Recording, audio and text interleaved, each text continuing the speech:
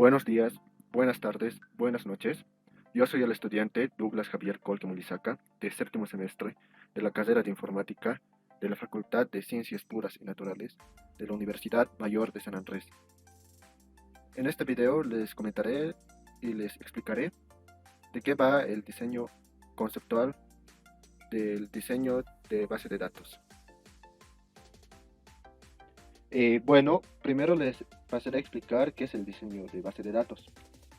El diseño de base de datos es un proceso complejo que permite obtener una implementación de una base de datos que satisfaga los requisitos del sistema de información.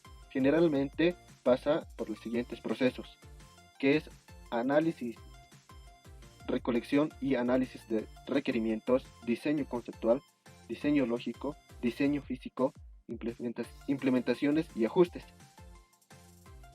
El diseño conceptual generalmente usa los diagramas R. El diseño lógico generalmente usa los diagramas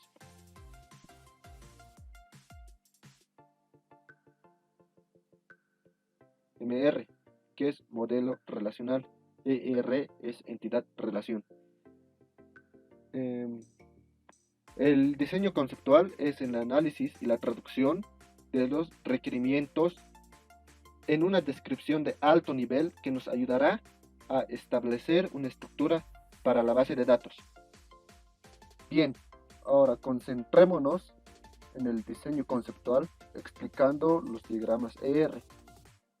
Cabe aclarar que esta explicación será básica y con ejemplos básicos solo para explicar los fundamentos de los diagramas entidad-relación. Explicado esto, comencemos. Básicamente existen dos figuras principales para representar el diagrama. Estas son la entidad, que está representada por un rectángulo, y la relación, que está representada por un rombo. Para trasladar los requerimientos al modelo conceptual, hay que aprender a distinguir y clasificar qué es y qué no es entidades, atributos y relaciones. Para aprender a identificar las entidades, tenemos que distinguir a los sujetos o los actores, y estos se deben describir en forma singular. Algunos ejemplos son computadora, persona, mascota, automóvil, etc. Los verbos o interacciones que conectan las entidades son las relaciones. Igualmente se escriben de forma singular. Los ejemplos son deposita, tiene, pertenece, es parte de, contiene, etc. Veamos un ejemplo. Ponemos como ejemplo la oración. Las personas obtienen préstamos de los bancos.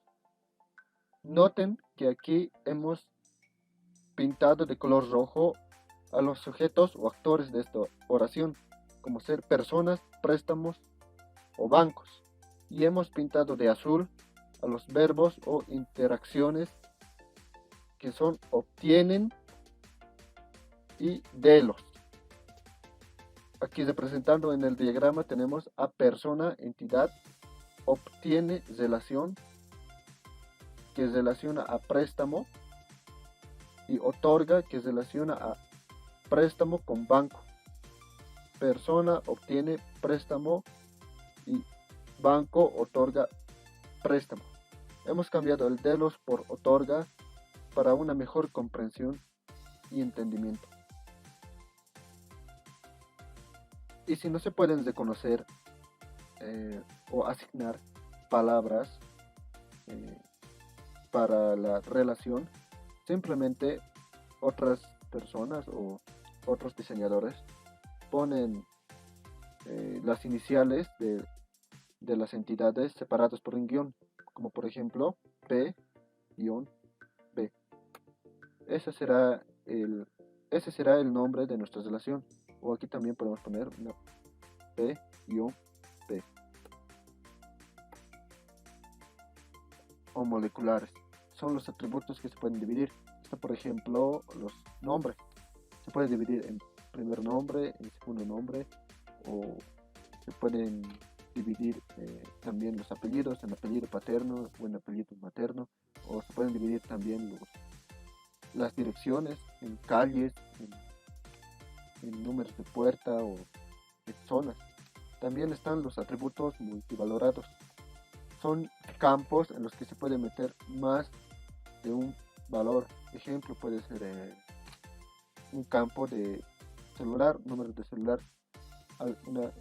Pueden estar metidos varios celulares, celular 1, celular 2, o teléfono 1, o correo electrónico 1, o correo electrónico 2. Los atributos derivados. Los atributos derivados son los que nacen de otros atributos, es decir, tenemos aquí como un ejemplo, tenemos aquí otros dos atributos. Digamos que esto es una dirección, se puede dividir en zona y en calle, o esto puede ser algún número telefónico y se puede dividir en otros dos, o en un nombre que se puede dividir en dos nombres, nombre 1 y nombre 2. A continuación les voy a explicar qué es una clave primaria. Este concepto es muy fundamental y importante para entender las entidades de relación e incluso para diseñar todo la base de datos. La clave primaria es el atributo o clave que identifica de forma única y unívocamente, es decir, que no tiene que estar repetida, al objeto o a la entidad en el registro. Es decir, el carnet de identidad o DNI puede ser una placa de automóvil, un código de producto o un número de una cuenta bancaria, etc. Si no se puede escoger alguno de estos atributos, entonces añada otro campo o otro atributo que va a funcionar como llave primaria. Ejemplo, code material, code oficina, algún code con un guión bajo y el nombre de la entidad. Y cuando una relación necesita de alguna clave primaria, es mejor convertirla a una entidad, aunque sea verbo, para un mejor diseño conceptual. Al ejemplo anterior le añadimos los atributos, también las claves primarias. Nótese que aquí la representación de la clave primaria es subrayado, pero en la representación con un palito y un circulito, la clave primaria tiene que ser representada con el círculo lleno. Como decía, del ejemplo anterior le añadimos los atributos y las claves primarias. Como en la entidad persona se escogió como clave primaria al carnet de identidad, porque se supone que el carnet de identidad debe identificar unívocamente a cada persona, no debe estar repetida. En préstamo, aquí no se pudo diferenciar algún atributo que no se repita.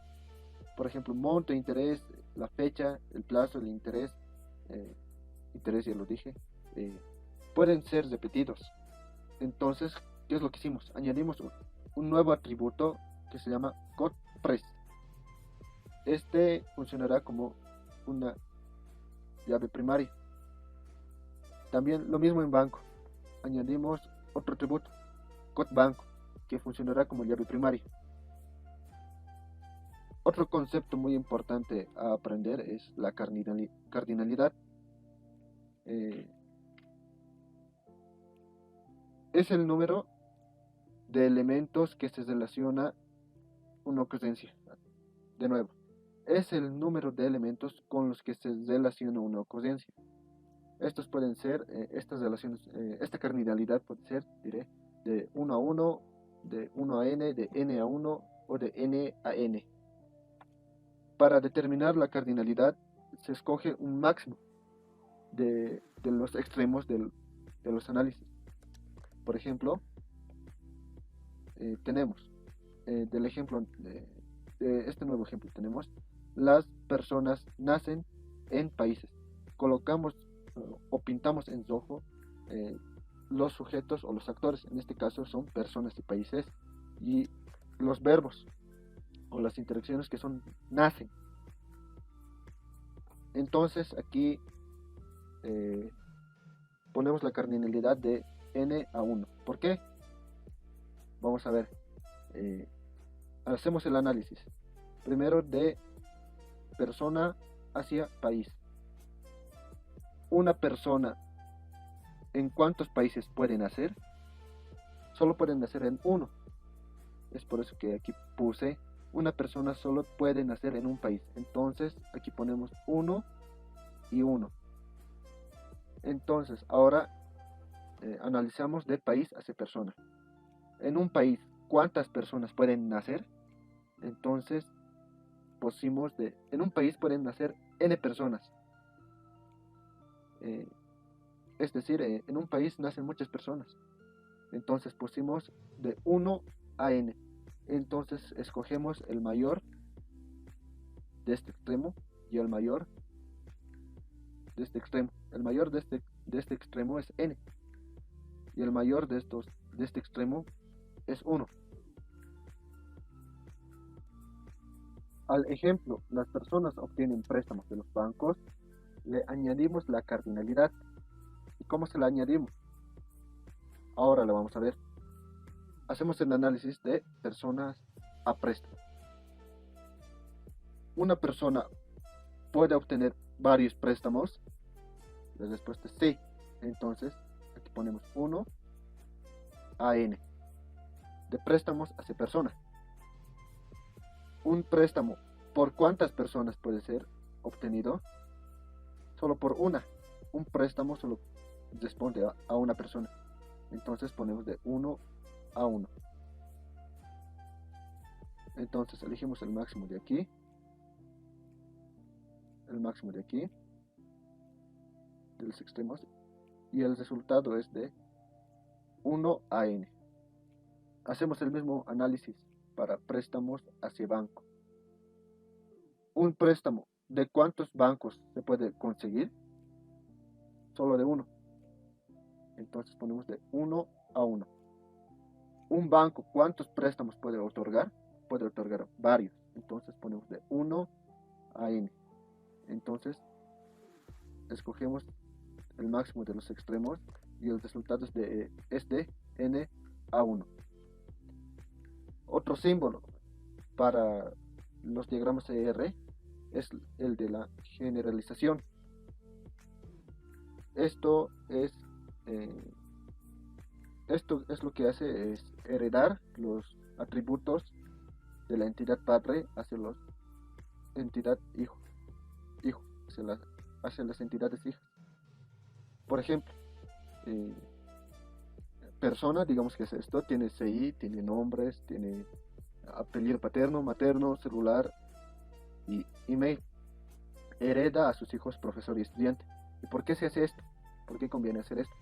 Porque para profesor y estudiante tendríamos que añadir los mismos atributos. Aquí a profesor y estudiante tendríamos que añadir los mismos atributos y añadirles otro más. Pero con esto nos estamos ahorrando y mejorando el diseño. ¿Por qué? Porque ya no vamos a tener que poner a cada uno, a profesor y estudiante, solo vamos a poner a persona y heredera a profesor y estudiante. Y aquí podemos poner sueldo, o profesión, o grado académico, y a estudiante le podemos poner número de matrícula y otros. En conclusiones y recomendaciones, el diseño conceptual es uno de los más importantes, si no el más, para el diseño de la estructura de la base de datos, ya que esto traduce los requerimientos a la estructura, y esta que esta misma estructura se utilizará para el resto de los procedimientos. Como recomendaciones yo doy que es muy importante leer y entender el problema o los requerimientos antes de empezar a hacer todas estas cosas. ¿Por qué? Esto nos puede acarrear o nos puede traer varios problemas por todo el transcurso del diseño de la base de datos. También es muy importante practicar para mejorar las técnicas y las percepciones, además para disminuir las complicaciones a la hora de hacer el diseño conceptual.